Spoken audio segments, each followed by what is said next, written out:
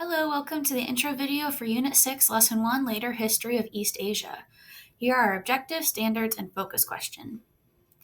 The Tang and the Song. The Tang dynasty gained control of China in the 600s. Islam first spread to China under the Tang dynasty. They lost power in the 900s. In 960, the Song reunited China.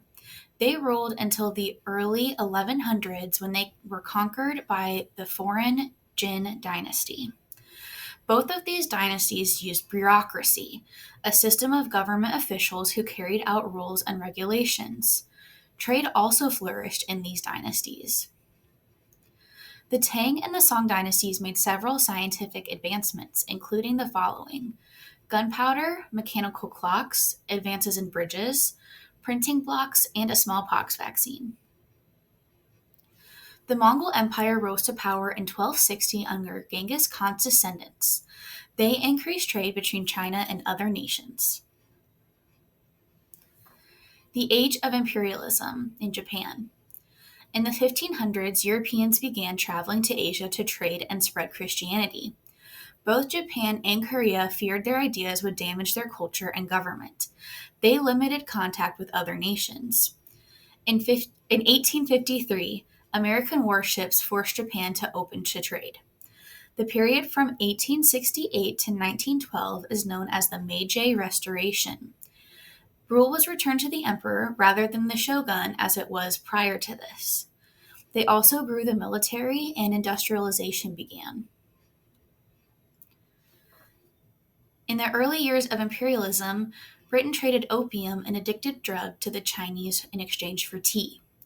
Seeing the negative impacts of the drug, the government attempted to ban it, but the British overpowered them with their large military. China's government was left with little power, and the emperor was overthrown by his people in 1912, and in the 1920s, a civil war broke out. Japan took advantage of this and decided to invade China in the 1930s and continued through World War II. This ended when the United States dropped 2 nuclear bombs on Japan, resulting in their surrender. The Cold War in East Asia. After World War II, the region was divided into 2 groups. Countries with communist economies were allied with the Soviet Union, and this included China, North Korea, and Mongolia. The second group were countries with market economies who were allied with the United States, and this included Japan, South Korea, and Taiwan. After Japan's defeat in World War II, the Civil War in China continued.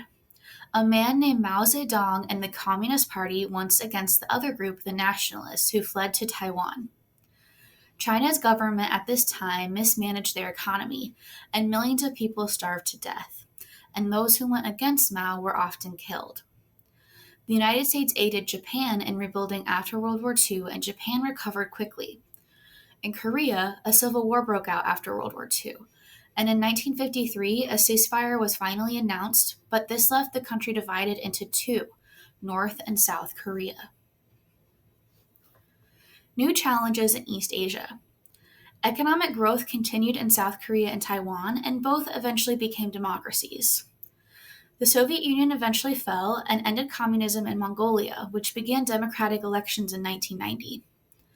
In the late 1970s, China began to add some aspects of market economy. In 1989, the people demanded more political freedoms, and thousands of people gathered in Tiananmen Square in Beijing, China's capital. Unfortunately, the government did not like this, and over 2,000 people were killed by government forces. In North Korea, their government remains in decline. People often face starvation and imprisonment. The nation's nuclear weapons also threaten the region. Please keep in mind this is a 2-day lesson, so it will take time to go through the pages in the textbook. Make sure to fill out your reading notes and use your resources to help you on the quick check. As always, if you have questions, please webmail your teacher.